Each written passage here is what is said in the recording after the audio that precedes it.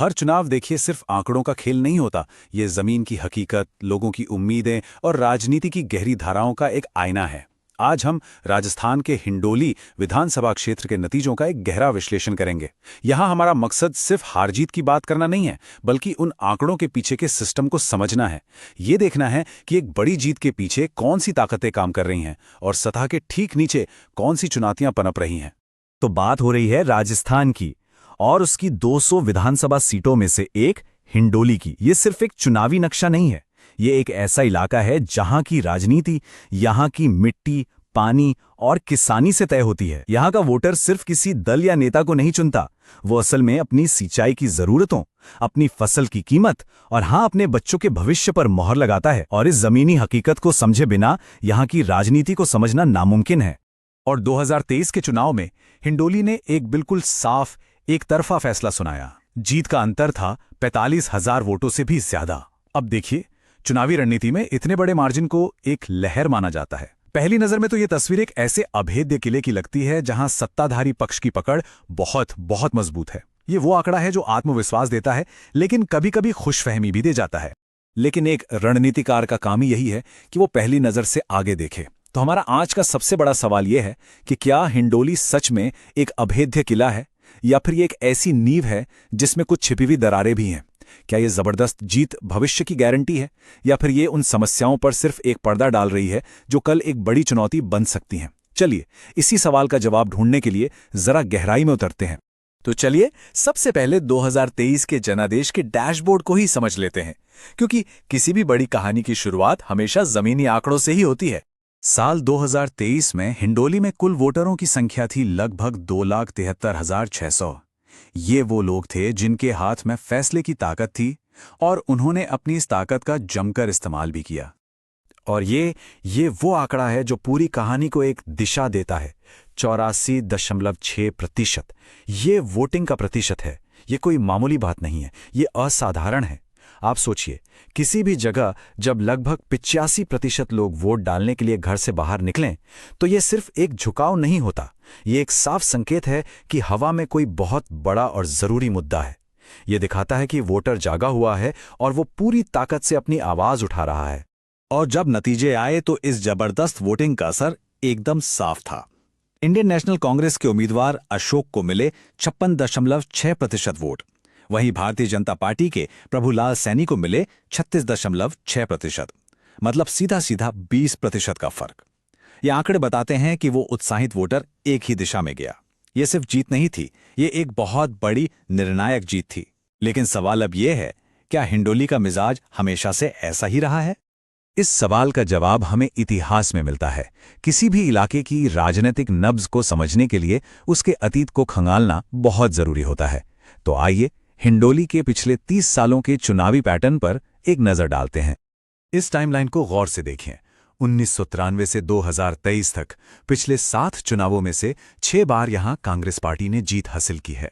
हाँ, 2008 का साल एक अपवाद था जब बीजेपी यहां से जीती थी, और ये अपवाद हमें बताता है कि ये सीट अजेय नहीं है, यहां सेंध लगाई जा सकती है।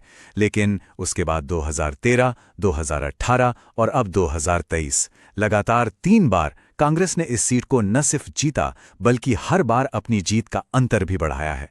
ये एक बहुत मजबूत ट्रेंड है। और इस ट्रेंड के अंदर एक और भी गहरा सच छिपा है, जो कि रणनीतिक तौर पर सबसे जरूरी है। जब हिंडोली का वोटर भारी संख्या में वोट डालने के लिए घर से निकलता है, तो इसका सीधा फायदा कांग्रेस को होता है।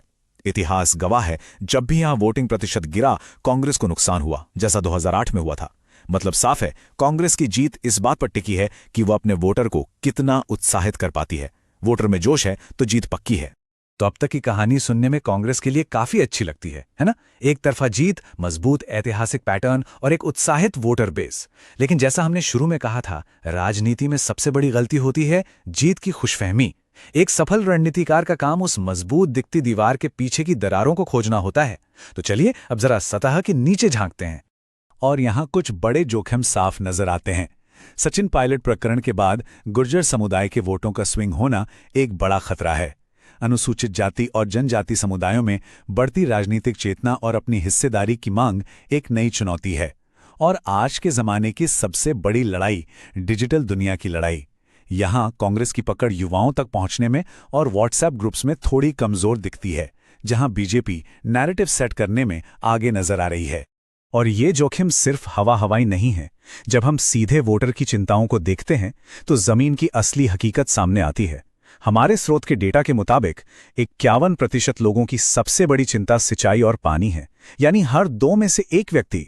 44% किसान खेती के संकट से परेशान हैं। ये सिर्फ आंकड़े नहीं हैं, ये लोगों के रोजमर्रा के जीवन का संघर्ष है, उनकी गरिमा का सवाल है।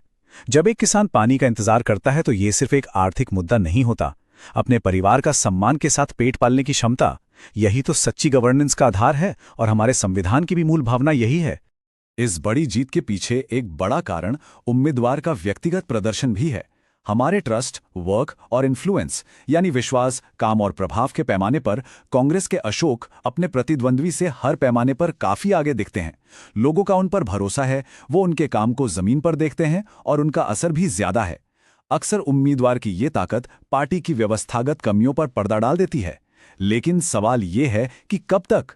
क्या एक व्यक्तिगत ब्रांड व्यवस्थागत समाधानों की जगह ले सकता है? तो इन चुनौतियों और जोखिमों को समझते हुए आगे का रास्ता क्या है? विश्लेषण का मकसद सिर्फ समस्याओं को गिराना नहीं होता, बल्कि समाधान का एक स्पष्ट ब्लूप्रिंट देना होता है। एक ऐसा खाका जो चुनावी जीत को जन केंद्रित शासन में बदल सके। यहाँ एक 90 दिन का एक्शन प्लान है, एक सीढ़ी की तरह जिसका हर कदम पिछले पर बना है। पहला कदम, बूथ लेवल पर संगठन को फिर से मजबूत करना। दूसरा, गुज्जर समुदाय के बीच विश्वास बनाने के लिए एक विशेष आउटरीच यात्रा निकालना। तीसरा, व्हाट्सएप और इंस्टाग्राम रील्स के जरिए अपनी बात को सीधे युवाओं और परिवारों तक पहुंचाना। चौथा, जो काम हो रहा है जैसे पानी की पाइपलाइन, उसे सरकारी विज्ञापनों से नहीं बल्कि असली किसानों से ही लोगों को दिखवाना। और आखिरी कदम, चुनाव के दिन अपने वोटर को घर से निकालकर बूथ तक लाना। अब जरा इस डिजिटल रणनीति को थोड़ा और समझते हैं। हर मंडल में व्हाट्सएप बॉट्स बनाना ताकि सूचना नीचे तक पहुंचे। किसानों की कहानियों वाली इंस्टाग्राम रील्स बनाना ताकि एक भावनात्मक जुड़ाव बन सके। बीजेपी के गलत प्रचार का तुरंत जवाब देने के लिए एक फैक्ट काउंटर बनाना। और सबसे जरूरी, लोगों की शिकायतें दर्ज करने के लिए एक व्हाट्सएप हॉटलाइन शुरू करना। लेकिन इस डिजिटल जुड़ाव के साथ एक बहुत बड़ी जिम्मेदारी भी आती है। भारत के डिजिटल पर्सनल डेटा प्रोटेक्शन कानून के तहत सहमति सर्वोपरि है। ऑनलाइन विश्वास बनाने का मतलब है एक नागरिक के डेटा का सम्मान करना, ठीक वैसे ही जैसे आप उनके वोट का सम्मान करते हैं। यह सिर्फ कानूनी बाध्यता नहीं, बल्कि आधुनिक शासन की नैतिक नींव है। और आखिर में हम घूम फिरकर उसी बड़े सवाल पर आते हैं जहां से हमने ये पूरी बातचीत शुरू की थी। जीत एक पड़ाव है, मंजिल नहीं। असली चुनौती चुनाव जीतने से कहीं ज्यादा बड़ी है। सवाल यह है कि एक सच्चा जनादेश कैसे बनाया और टिकाए रखा जाता है। इसका जवाब चुनावी गणित में नहीं, बल्कि लोगों के भरोसे को रोज रोज जीतने में है।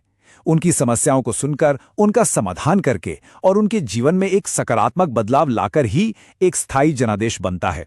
हिंडोली की कहानी हमें यही सबसे बड़ा सबक सिखाती है।